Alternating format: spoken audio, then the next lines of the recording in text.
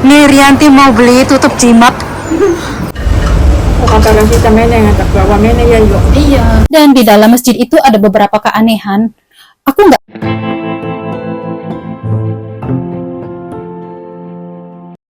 Halo teman-teman, assalamualaikum. Jumpa lagi dengan RC Channel. Aku masih bersama Rianti nih. Ini video lanjutan aku liburan kemarin. Sekarang aku berada di pasar Chungwan. Antri di toilet guys, lumayan panjang antrinya. Kita udah antri lama ini guys. Fakta, kenapa toilet perempuan itu kalau antri lebih panjang? Ini bagian laki-laki nggak ada yang antri guys. Tuh, nggak ada yang antri, ada yang keluar masuk 1-2. Kalau perempuan tuh panjang banget ya guys. Ya guys, waktunya shopping guys. Sekarang jam 5 sambil menunggu azan kita keliling-keliling dulu. Nanti buka puasanya di mana kita sayang? Ini di Jungwan Nanfung Mall. Aku jarang kesini ya karena ini tuh ujungnya jalur merah. Padahal kalau dari Jordan tuh murah, cuman $11. Karena masih satu jalur ya, ngambilnya langsung jalur merah, nggak pindah jalur, jadi tuh murah. Ini tumben sampai sore make upku masih rapi. Kalau mall Jungwan tuh ada kelas elit, ada kelas rakyat. Nah, yang di belakang aku ini kelas rakyat. Sekarang kita menuju kelas elit. Sekarang kita menuju kelas rakyatnya. Bestiku nyari BH. Aku kenal Rianti itu di Taiwan ya teman-teman. Dulu rumah majikanku dan majikan Rianti itu tetanggaan, jadi kita biasa tuker-tukeran makanan gitu. Misalnya aku bikin stok sambal banyak gitu ya. Dulu bibirku masih oke, masih wajib banget makan sambal itu. Jadi ya aku bikin sambal banyak nih, mau enggak? Terus aku anterin ke rumah dia. Dia tuh jaga akong, jaga kakek, berdua saja sama kakeknya, jadi aku bisa keluar masuk ke rumahnya kapan aja gitu. Sebaliknya dia juga sering tiba-tiba, "Yuk Arsi sini turun, aku ada di bawah rumahmu." Terus dia ngasih cipai Taiwan, ayam goreng itu loh teman-teman. Kadang ngasih makanan kayak gitu. Jadi persahabatan kita tuh lumayan lama ya, sampai aku finish kontrak, pulang ke Indo, pergi lagi ke Taiwan, kaburan. Nah dianya juga kaburan kayak gitu. Sampai sekarang ketemu lagi di Hong Kong. Nah, ngomongin kaburan di Taiwan, berdasarkan data dari NIA Taiwan, saat ini jumlah pekerja kaburan di Taiwan mencapai 24.000 orang, dan pekerja kaburan dari Indonesia menduduki peringkat tertinggi kedua terbanyak setelah Vietnam. Nah, kalau jumlah TKW yang resminya ya, TKI maksudnya laki-laki dan perempuan, yang resminya itu 83.216. Ini catatan pada tahun 2023 ya. Kalau catatan terbarunya aku belum dapat. Taiwan ini negara yang di urutan pertama unggul dengan jumlah kedatangan TKI terbanyak ya teman-teman. Karena Taiwan ini dikenal gajinya besar. Memang gajinya besar, tapi sebenarnya itu kalau Taiwan tuh kotor ya teman-teman. Masih dipotong pajak, asuransi, medikal, bikin kayak KTP kayak gitu. Kalau di Hong Kong tuh misal kita nerima sekian gitu ya, itu udah bersih, nggak bayar agent, nggak bayar apa-apa lagi, udah utuh masuk kantong kita gitu. Kalau di Taiwan tuh bayar agent aja selama 3 tahun itu terus-terusan tiap bulan bayar agent gitu. Nah, ngomongin kerja jadi kaburan ya, kita itu kalau jadi kaburan tuh ada agennya, jadi kita tuh bisa milih job mau apa, mau di kebun, atau di perumahan, atau di pabrik, ada juga yang di tempat pemotongan ayam, ada yang gajinya harian, mingguan, bulanan, kayak gitu, ada juga yang di rumah sakit gitu, jadi nemenin pasien di rumah sakit, biasanya gaji bayarannya tuh lebih besar gitu ya. Chungwan guys, ngabuburit. Nih ceritanya kita ngabuburit guys.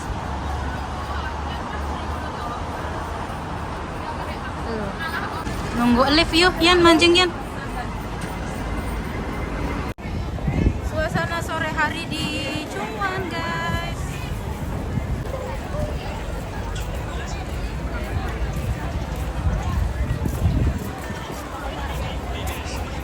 Kita lagi makan guys. Ini punya Rianti. Dan ini punya aku, baunya harum banget guys.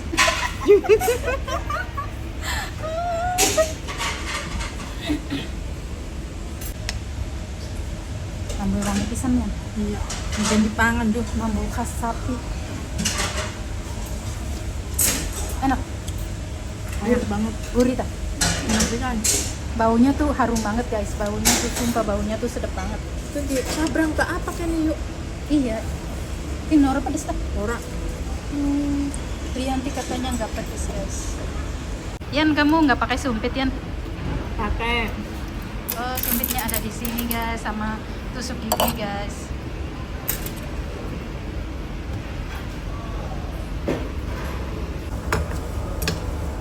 Mie kayak apa ya? Iya lah, mau rantok juga kayak Terus tinggal mie anu buatan tangan loh. Gini. Maaf ya teman-teman, aku ngambil video sekenanya aja karena kalau di restoran itu ya tempatnya kan terbatas ya. Jadi ini aku naruh HP-nya di dekat aku aja.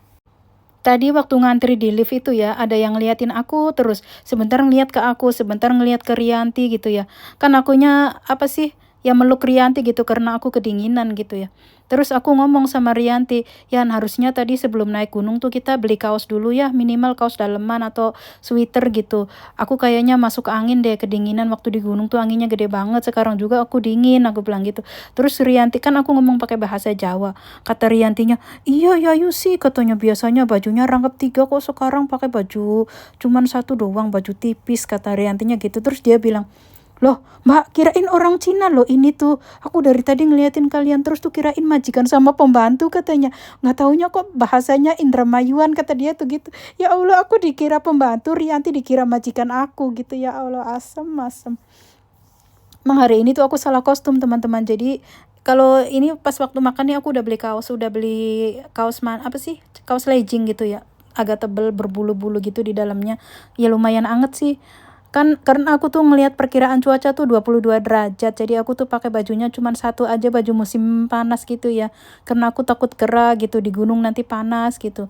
Nggak taunya dingin, anginnya gede banget sampai berasa banget ke tulang gitu ya. Nah setelah pulang ke rumah itu aku beneran masuk ke angin teman-teman. Jadi untuk teman-teman belum berakhir dinginnya itu ya, jadi pakai baju yang cukup lah kalau mau libur tuh, jangan terlalu percaya sama perkiraan cuaca.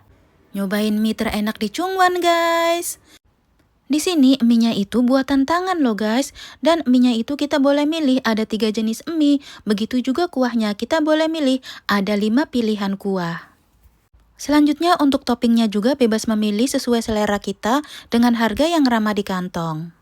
Percaya nggak sih guys, untuk menu sebesar ini kita hanya perlu membayar $84 dan kalau mau tambah minuman tinggal tambah $11.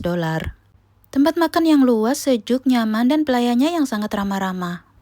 Temanku sangat menikmati hidangannya, lahap sekali, dalam sekejap langsung ludes.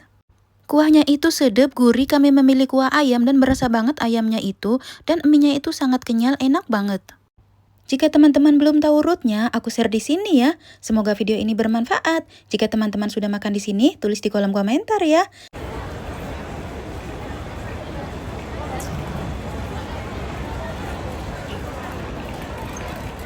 Itu mbak sering ngelaktir kita yuk. Kapan sih Reluyan? Naktir Ira kapan? Ya wis Yan, bye-bye.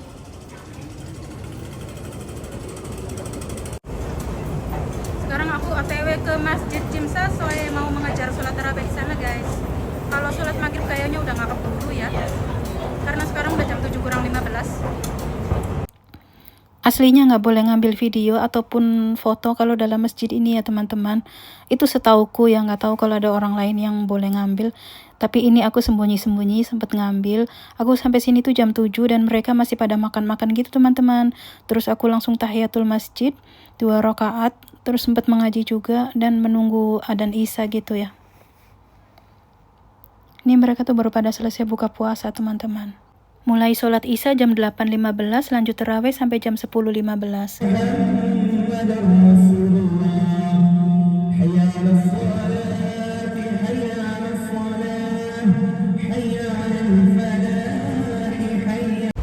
Baru selesai sholat tarawih ya teman-teman.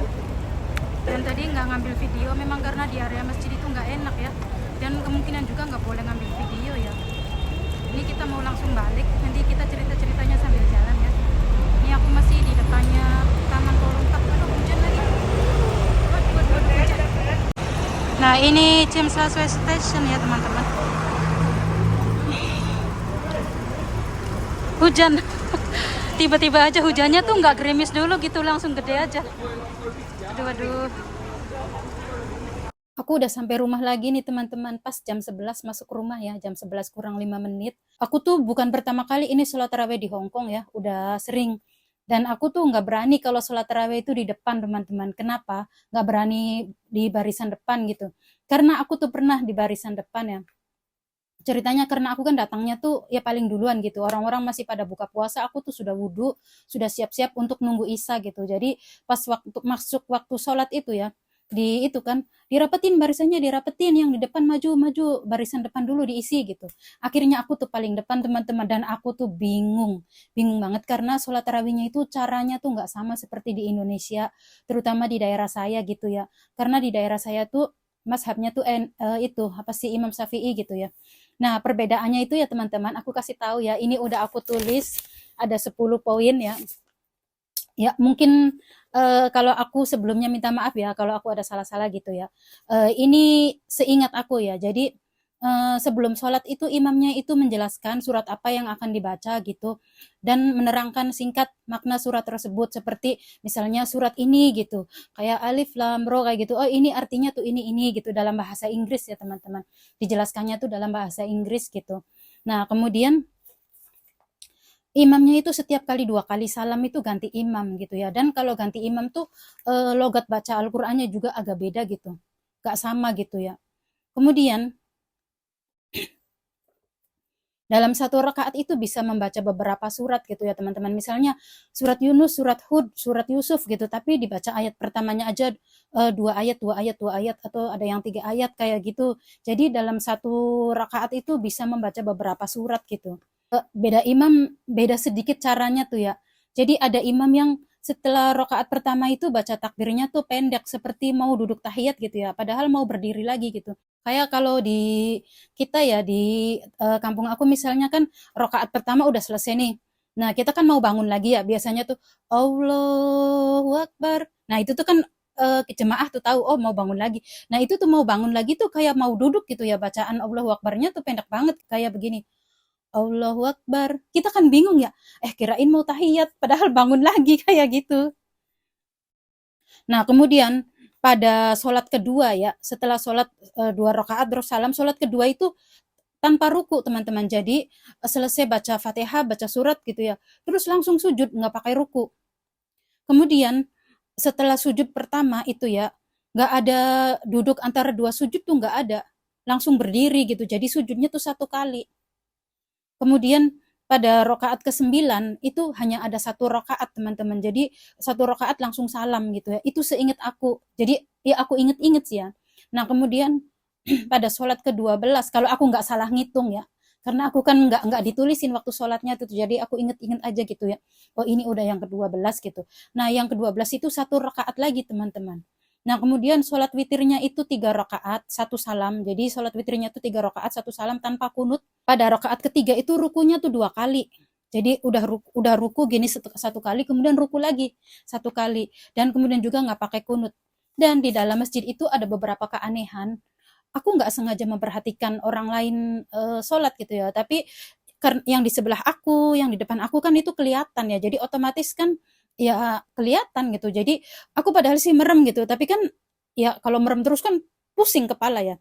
Nah, yang di sebelah aku ini setelah selesai taraweh dia tuh sholat witirnya tuh sendiri, nggak ngikutin imam gitu. Dia tuh sholat witirnya tuh 2 kali salam, kemudian 2 rakaat terus salam, kemudian 1 rakaat salam, dan rakaat yang terakhirnya tuh pakai kunut gitu. Ya, itu yang di sebelah aku. Yang di depan aku ini ya nggak tahu sholat apa. Dari semenjak kita masih taraweh dia itu sholat sendirian di depan aku tuh ya. Orangnya tuh agak gemuk ya, mungkin nggak tahu kenapa ya. Sujud tuh lama sekali, sujud tuh bisa 15 menit lah.